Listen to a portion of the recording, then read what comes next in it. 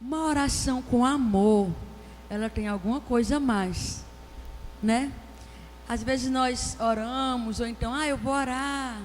Falamos algumas coisas assim, mas quando alguém ora por você e com você, com amor, tem alguma coisa a mais, sabe? Assim, é muito gostoso. Eu estou muito feliz em estar aqui, amém? Meu nome é Nara, eu sou líder de jovens da Igreja de Cristo do Acaracuzinho. Sou da Igreja de Cristo do Acaracuzinho desde os 10 anos de idade. E aí eu sei que vocês vão calcular a minha idade agora. Fazem 24 anos que estou lá. Amo essa família muito mesmo assim. Aliás, eu amo toda a família do Senhor, né? Que um dia nós vamos nos encontrar. É muito gostoso chegar num lugar e poder compartilhar desta linda palavra do Senhor. Mesmo que a gente não seja digno, né? Cheio de falhas, mas aí a gente entende que tudo é por Ele, que o centro de todas as coisas é Ele, quem faz é Ele, né?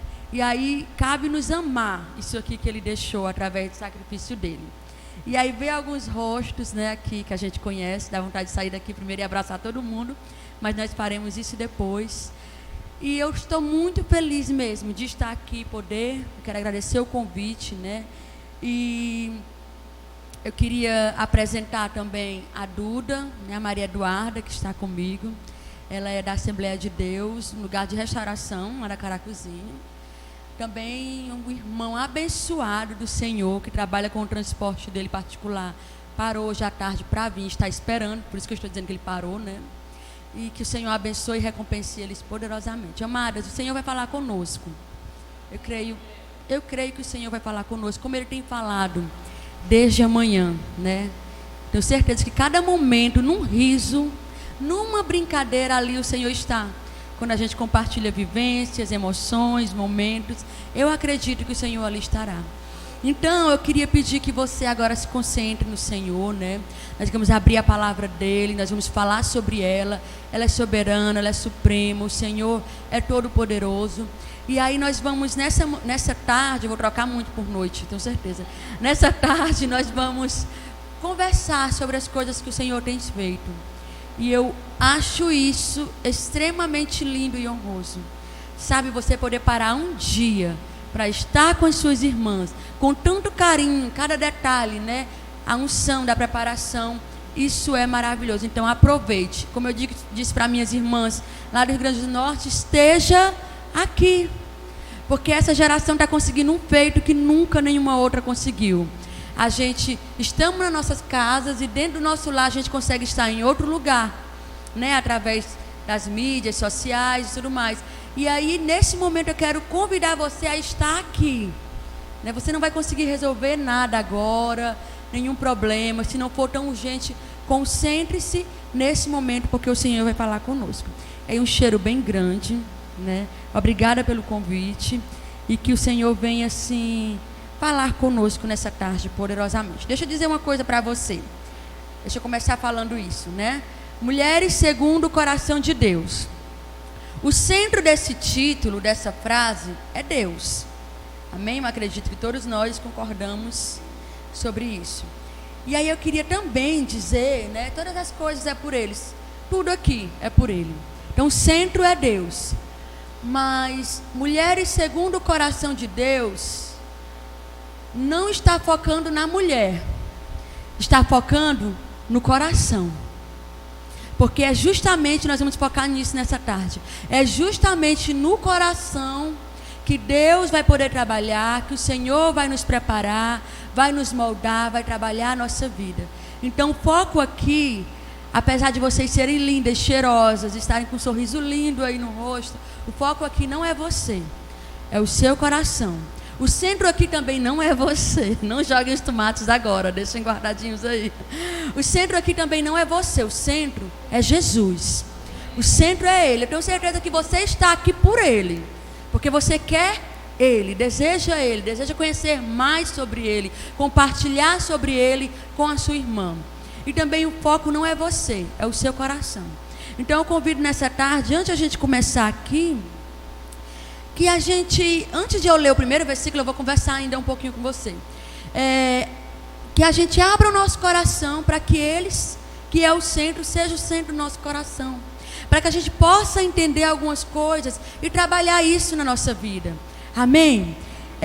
Algumas pessoas que leem erroneamente a Bíblia, que não lê com a presença do Espírito Santo, né, do autor de Jesus, ela costuma dizer que a Bíblia ela é machista, que Deus é misógino, que Deus não gosta de mulher, que Ele é injusto com mulher, né? Muitos acadêmicos dizem isso, inclusive muitos ateus dizem isso.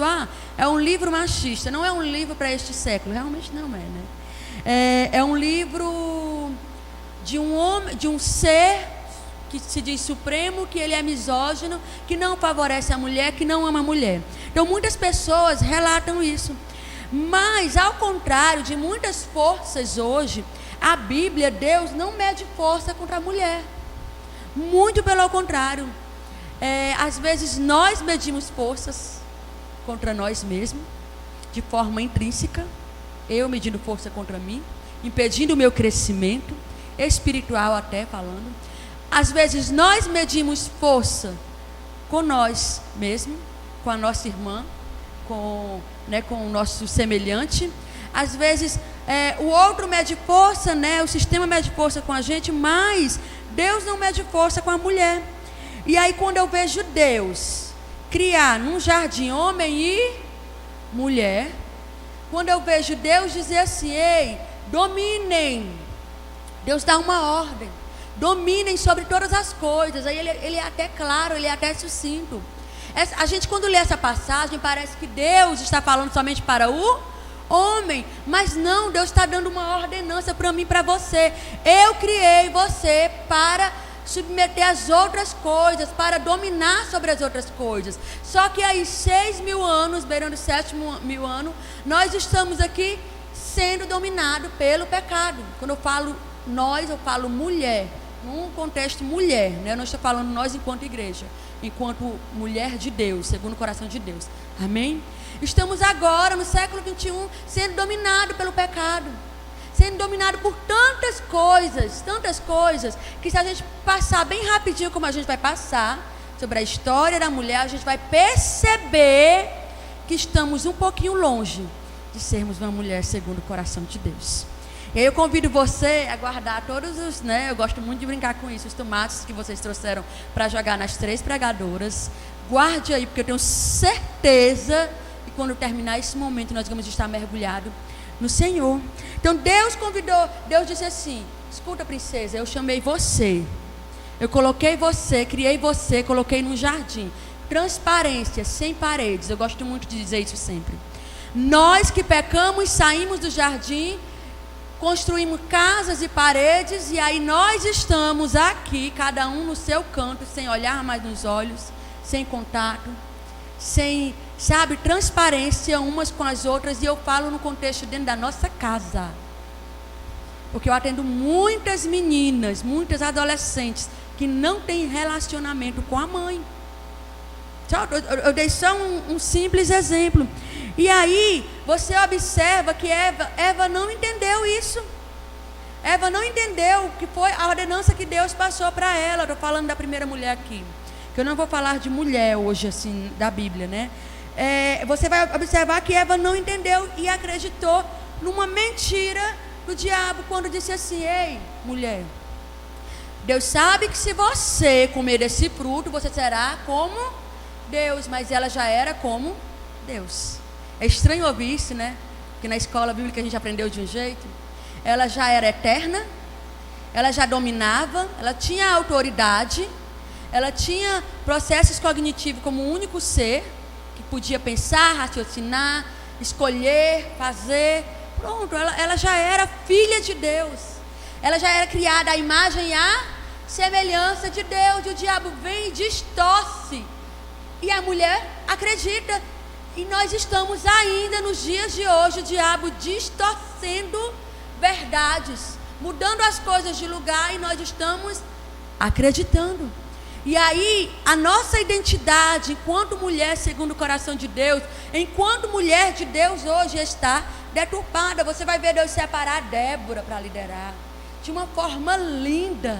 Você vai ver no Juízes, Deus separar Débora de uma forma extraordinária. O que é que Débora precisou? Palavra de sabedoria. O que mais? Qual foi a estrutura? Uma árvore. Sabe, hoje nós, eu não sei se aqui, sério mesmo, eu não estou brincando, eu não sei se aqui vocês sentem isso, vocês que são líderes, pastoras, presta atenção numa coisa, eu estou sentindo uma dificuldade muito grande nos dias de hoje, de fazer as pessoas entenderem que o que elas precisam mesmo, para caminhar com Jesus, é presença de Deus, é Bíblia, porque parece que uma árvore não é suficiente, uma palavra vinda do alto, Poliana, não é suficiente mais hoje.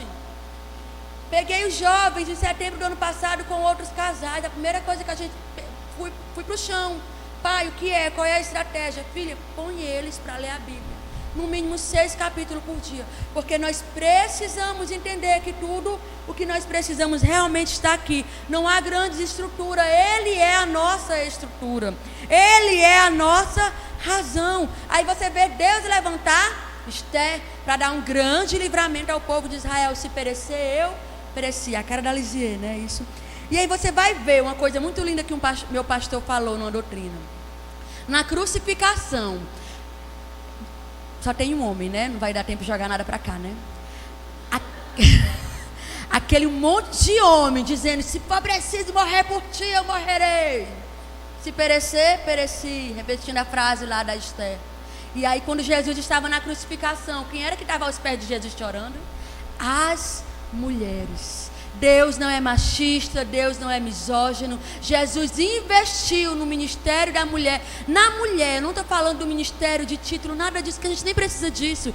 Deus investiu na mulher, porque sabe da força, do potencial. E principalmente, a mulher tem uma coisa muito linda. A mulher, ela é exortada numa pregação. Ela para, ela pensa, e no final da pregação ela está se entregando à ação do Espírito Santo de Deus. Jesus viu isso, Deus enxergou isso. Então Deus não é misógino, Deus não é machista. É uma grande mentira. Agora, olhe para cá, essa hora é a hora do sono, não vou estar cutucando vocês, cutuque umas às outras aí.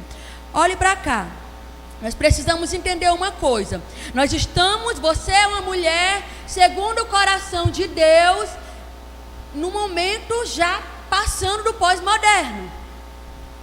Pense no seu momento contemporâneo que você está vivendo agora. Para agora para pensar. Quem é você hoje? Em que contexto você está inserido? E aí você está hoje num lugar, e eu li um artigo que muito me chamou a atenção. Quando alguém quer lançar um produto, vamos lá, eu quero vender este copo com água. Adivinha qual é o alvo de estudo de marketing? Que eles querem vender emoção, querem vender imagem, querem vender alguma coisa. A mulher. Porque eles entendem que se a mulher comprar a ideia, toda a família comprar a ideia, toda a sociedade comprar a ideia, porque você é realmente um potencial. Talvez você não se enxergue assim, mas você é realmente um potencial. Agora, o que me preocupa no final do artigo que eu li foi que as mulheres estão volúveis.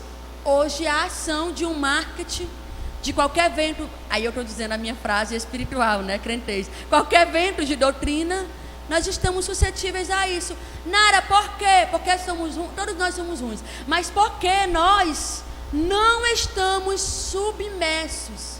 Sabe, isso aqui não está ocupando a minha mente, dominando a minha mente. Isso aqui não está enraizado ainda no meu coração. A gente não tem um relacionamento com a Bíblia a ponto de horas não entender mais o que é, sabe, quem é o que. Nós precisamos nos relacionar com a palavra de Deus, com a oração, com o jejum. 3 pilares simples de uma vida espiritual saudável. Amém? E aí nós estamos agora nesse período contemporâneo, que todo mundo faz o que quer, como quer. Até aconselhar uma pessoa hoje se torna difícil, um aconselhamento cristão se torna difícil, porque nós estamos vivendo um período muito delicado, e eu não sei o que é que vem depois disso. A minha maior preocupação é essa, mas você tem um potencial dentro de você, e eu queria que você entendesse isso. Em Deus você tem um potencial. E aí, para a gente entrar na palavra, só para a gente contextualizar uma coisa, Existem 3 eventos que eu falo em quase todos os encontros de mulheres. Eu queria falar aqui. Existem 3 eventos que transformaram você em quem você é hoje, certo? Do último século passado. 3 eventos, Cristina transformou. E aí eu gosto muito de falar sobre isso hoje, né? Sobre isso em congressos de mulheres, para que você entenda. Você foi lançada no século 21, beleza? Hoje você tem acesso à saúde, você tem acesso a uma série de coisas. Show! Você hoje pode estar aqui em 1920, há 100 anos atrás as mulheres não podiam fazer isso. Está num congresso de mulheres? Que é isso? Elas se reuniam para falar de política escondido. E de vez em quando a polícia batia, quebrava, prendia, quebrava tudo e prendia elas, e elas não podiam mais. Elas ficavam taxadas na sociedade. Então, se esse evento aqui fosse teletransportado por alguns segundos em 1920, a polícia batia nessa porta, quebrava tudo, batia em você e levava para a igreja. Levava para a igreja, coisa crente, né? E levava para o presídio. E você seria presa. Porque há 100 anos atrás isso não era possível. Então, eu e você hoje estamos aqui porque houveram pelo menos 3 eventos que mudaram a interface da identidade feminina. Como era mais ou menos o desenho da mulher 100 anos atrás?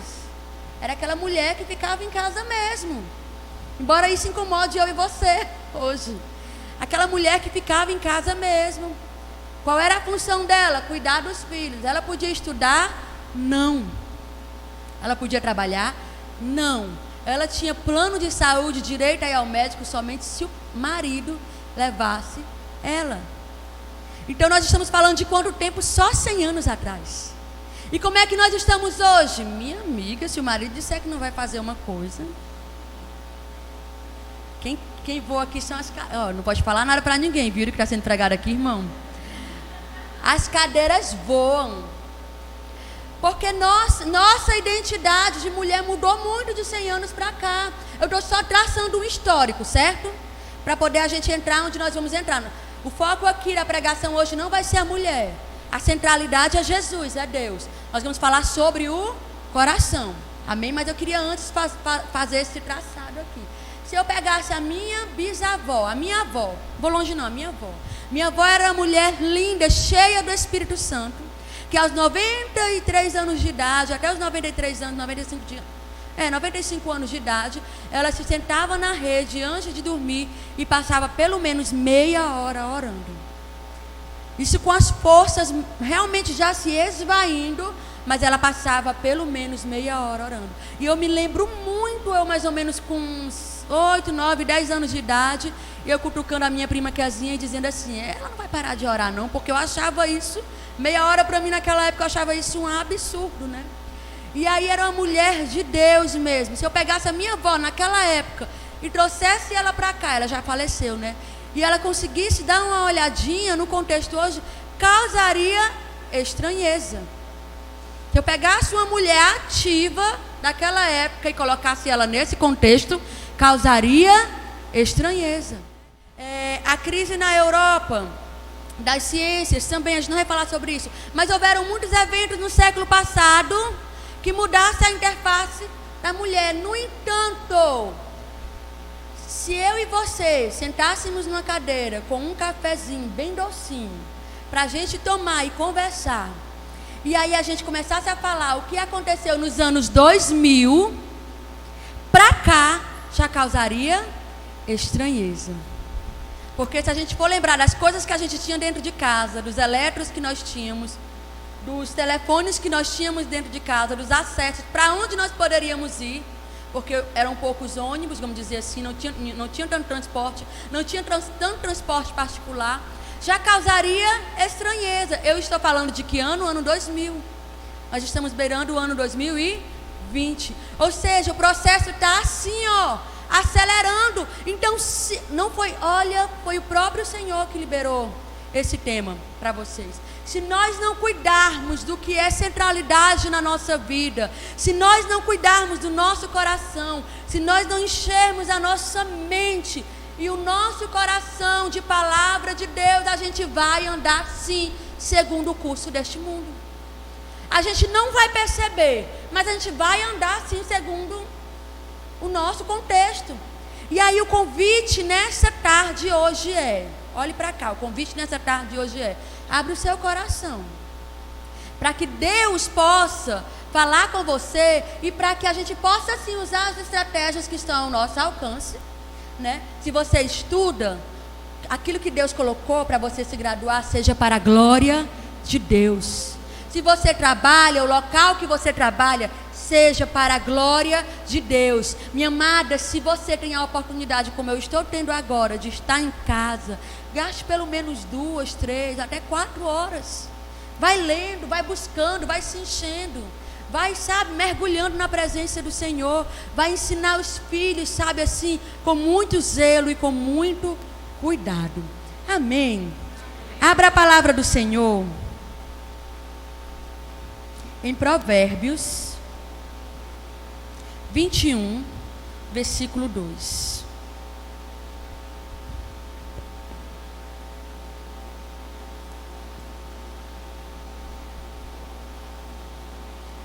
Provérbios 21, versículo 2.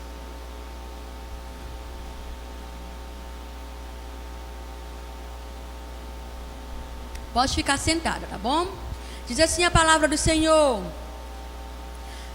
todos os caminhos do homem lhe parecem justos, mas o Senhor pesa o quê?